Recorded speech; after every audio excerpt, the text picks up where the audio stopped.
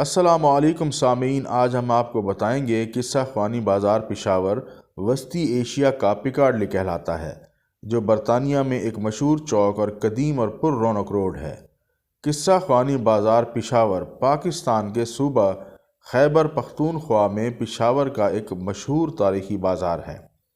قصہ خوانی بازار تاریخی لحاظ سے ادبی اور سیاسی مرکز کی حیثیت رکھتا ہے۔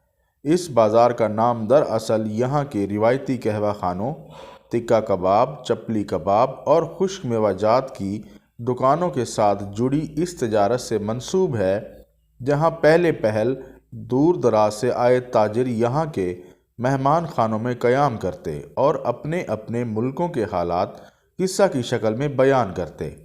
یہاں کے قصہ گو پورے علاقوں میں مشہور تھے۔ یہاں تاجروں کے علاوہ قافلوں کا بھی پڑاؤ ہوتا اور فوجی مہمات کا آغاز اور پھر اختتام، جو تفصیلاً ہر مہم کے احوال کے ساتھ یہی ہوا کرتا تھا۔ یہاں کے پیشہ ور قصہ گو بہت مشہور تھے اور یہ تاجروں، مسافروں اور فوجیوں سے سنے قصوں کو نہایت خوبی سے بیان کرتے تھے۔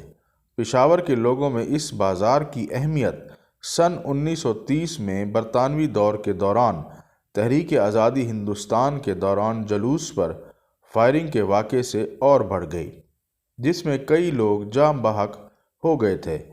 شاہ رخ خان اور دلیپ کمار، جو ہندی فلموں کے مشہور اداکار ہیں، ان کا تعلق پشاور کے قصہ خوانی بازار سے ہی ہے۔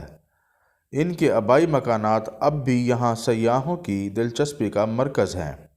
خیبر پختونخوا کے گزیٹر کے سیاح لوئل تھامس اور پشاور کے برطانوی کمشنر ہربرٹ ایڈورڈز نے اپنی تصانیف میں اس بازار کو وسط ایشیا کا پیکاڈلی قرار دیا ہے۔ پاکستان اور دنیا بھر سے دلچسپ معلومات کے لیے ہمارے چینل اردو انفارمیشن کو سبسکرائب کریں۔ شکریہ۔